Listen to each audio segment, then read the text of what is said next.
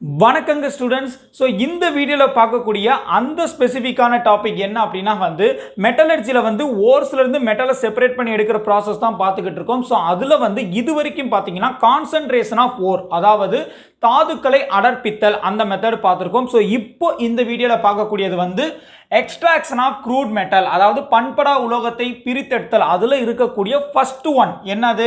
Conversion of ores into oxide, அதாவது தாதுக்களை ஆக்சைடுகளாக மாற்றுதல். இதுதான் பார்க்க போகிறோம். நமக்கு ஒரு டவுட் வரலாம், ஏன் நம்ம எல்லா தாதுக்களையுமே ஆக்சைடாக மாற்றிட்டு அதுக்கப்புறம் நம்ம அதிலிருந்து மெட்டலை எடுக்கணும்ட்டு. ஒரு உதாரணம் பாருங்க, MO2 அப்படின்னு சொல்லி நான் ஆக்சைடாக மாற்றிருக்கேன்னு வச்சுக்கோங்க. இப்போ இது எப்படி எடுப்போம்?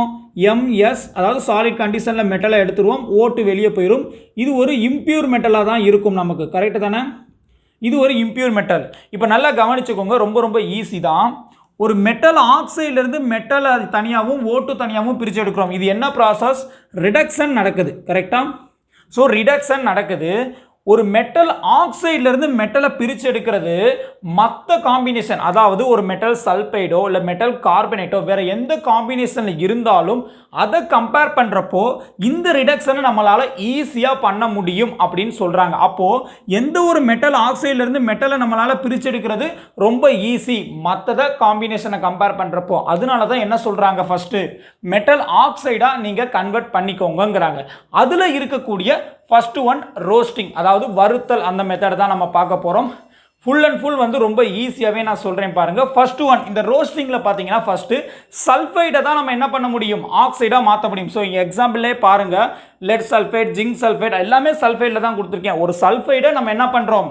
ஆக்சைடாக மாற்ற போகிறோம். இது உங்களுக்கு அடிஷன் ஆஃப் ஆக்சிஜன். அப்போ உங்களுக்கு என்ன வரும்? ஆக்சிடேஷன் தான் இங்கே நடக்க போகுது. நல்லா என்ன பண்ண போகிறீங்க? ஒரு ஓரில் ஆக்சிஜனை பாஸ் பண்ணி ஸ்ட்ராங்காக ஹீட் பண்ண போகிறீங்க. எவ்வளவு தூரம் நீங்கள் ஹீட்டிங் பண்ணணும் அப்படின்னா, இந்த லெட்டு, அதாவது லெட்டுங்கிற ஒரு மெட்டல் அதோட மெல்டிங் பாயிண்ட் உருகு நிலைக்கு கீழே வரைக்கும் நீங்கள் ஹீட் பண்ணணும். அதாவது below its melting point, below its metal melting point. ஓகேவா? Below its metal melting point, அதாவது அந்த மெட்டலோட மெல்டிங் பாயிண்ட்டுக்கு கீழே வரைக்கும் நீங்கள் ஹீட் பண்ணணும். அப்படி ஹீட் பண்ணுறப்ப என்ன ஆகும்?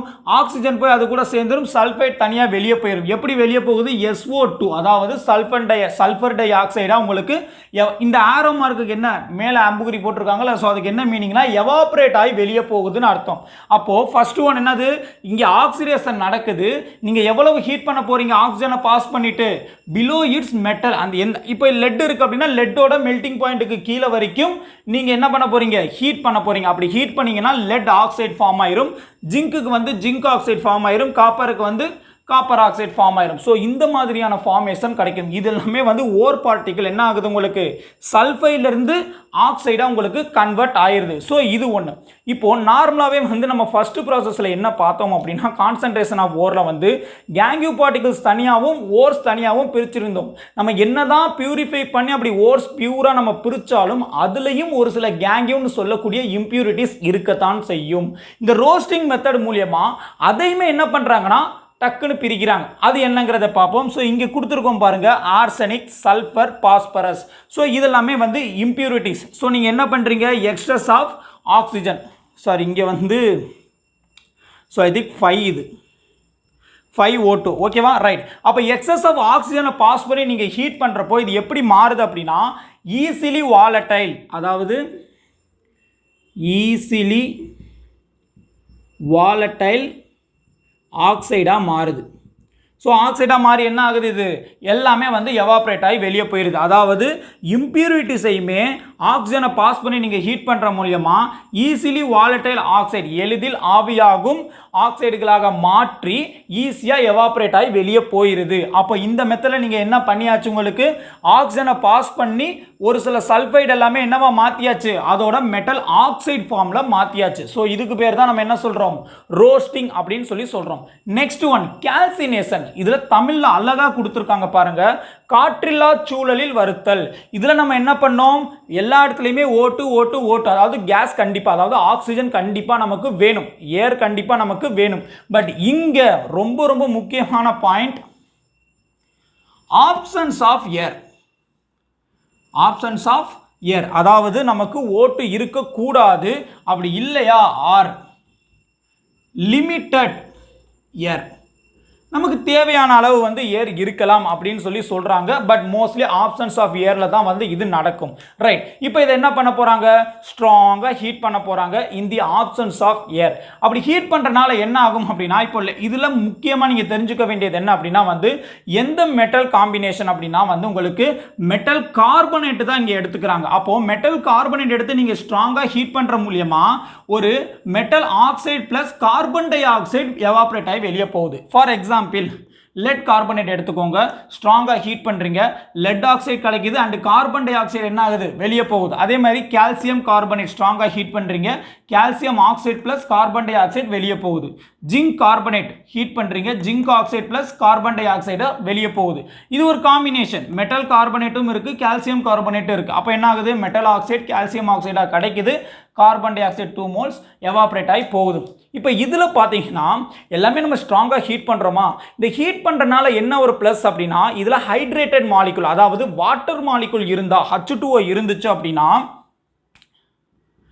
H2O இருந்துச்சுன்னா அந்த H2O என்ன ஆயிரும், நீங்கள் ஸ்ட்ராங்காக ஹீட் பண்ணுறீங்க, அப்போ H2O எல்லாமே என்ன ஆயிரும் உங்களுக்கு எவாபரேட் ஆகி வெளியே போயிடும். அதே மாதிரி எனி ஆர்கானிக்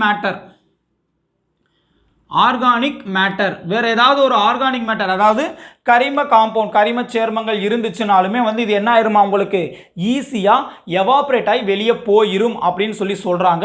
அதுக்கப்புறம் ஒரு 2 பெஸ்ட் எக்ஸாம்பிள், அதாவது வாட்டர் மாலிகுல் இருக்கிற ஓர்ஸ் வந்து எக்ஸாம்பிள் கொடுத்துருக்காங்க. என்ன அப்படின்னா வந்து Fe2O3 3H2O கொடுத்துருக்காங்க. இதை நீங்க ஹீட் பண்ற மூலியமா கண்டிப்பா 100 டிகிரி செல்சியஸுக்கு மேல தான் ஹீட் பண்ணுவீங்க. ஸ்ட்ராங் ஹீட்டிங் அப்படிங்கிறத மென்ஷன் பண்ணியிருக்காங்க.